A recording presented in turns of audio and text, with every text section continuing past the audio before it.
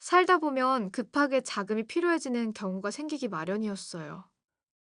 이런 상황에서 수중에 돈이 부족하다면 정말 난처해지기도 했어요. 이런 상황에서 부담 없이 사용 가능한 자금이 있다면 참 좋겠다는 생각을 하셨을 거예요. 일상생활 중에는 예기치 못한 이사비, 병원비, 미납 등 공과금 등 급하게 해결해야 할 지출 항목들이 종종 발생하곤 했어요. 그래서 신속하게 자금을 마련할 수 있는 급전대출을 활용하는 것이 바람직했어요. 특히 신용카드 대금 납부일이 얼마 남지 않은 상황에 처하기 쉬웠어요. 게다가 통장에 잔액이 모자라는 경우가 생기면 많은 이들이 현금을 간절히 필요로 했어요. 이런 상황에서 흔히 생각할 수 있는 대처 방안 중 하나는 가족이나 친구들에게 돈을 빌리는 것이었어요. 그러나 현재와 같이 경기 침체가 지속되는 상황에서는 해결책을 찾기 어려웠기 때문에 다른 방안을 찾아보시는 것이 좋았어요. 이런 상황에는 여러 유형의 대출 상품들을 찾아볼 수 있었는데 그 중에서도 대표적인 것으로는 소액대출이 있었어요. 해당 표현의 의미를 살펴보면 단지 신속하게 돈을 받는 것에만 국한되는 것이 아니었어요. 실제로 금융 서비스 상품군의 한 형태로 확고하게 자리 잡았다는 점이 중요했어요. 최근에는 제2금융권에서도 다양한 소액 자금 서비스 상품들이 출시되고 있어 많은 이점이 있는 것 같았어요. 그러나 직업이 없거나 수입을 증명하기 어려운 분들도 계셨어요.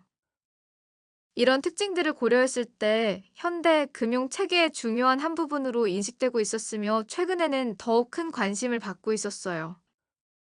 제1금융권에서는 일반적으로 신용점수, 소득 수준, 재직 상황 등을 엄격하게 심사했기 때문에 이러한 요건들을 충족시켜야 할 가능성이 높았어요.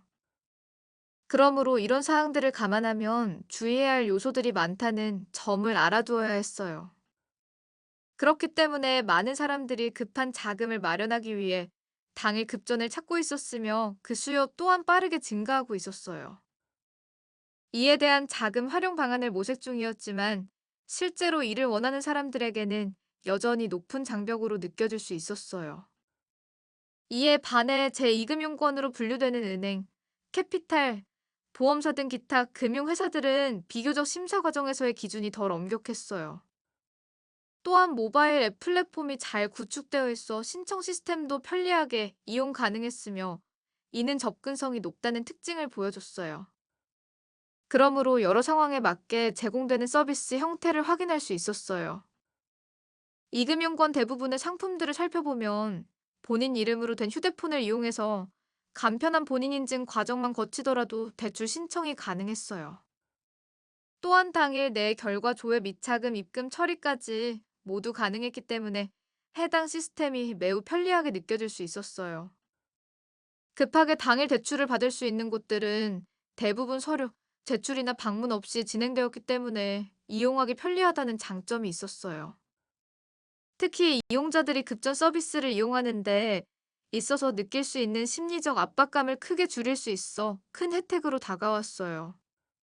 요즘에는 이와 같은 다양한 상품들을 제공할 수 있었는데 그 이유 중 하나는 현재 많은 금융회사들이 비정형 데이터 심사 서비스 시스템을 구축하고 있었기 때문이었어요. 이제는 직접 소득 증빙 서류를 제출하지 않아도 되었으며 통신 요금 납부 내역이나 간편 결제 사용 이력 등을 통해 대체 가능했어요. 이런 절차들이 점점 많은 사람들에게 적용되고 있어서 급하게 돈을 빌리는 일도 이전보다 어려움이 줄어들었어요. 따라서 450점 이상의 신용 평점을 가진 분들이라면 복잡한 서류 제출 없이도 간편하게 해당 서비스를 이용하실 수 있었어요. 이에 대해 부결이 일어나기도 했어요. 최근에는 6개월 이내에 연체 이력이 없고 꾸준한 통신 미거래 기록이 있는 사람들에게는 승인 절차가 신속하게 처리되고 있었어요. 급전이 필요하신 경우 당일 대출 상품 중에는 신속하게 한도를 확인할 수 있고 부가적인 혜택도 제공되는 것들이 있었으니 적극적으로 찾아보시면 도움이 되었을 거예요.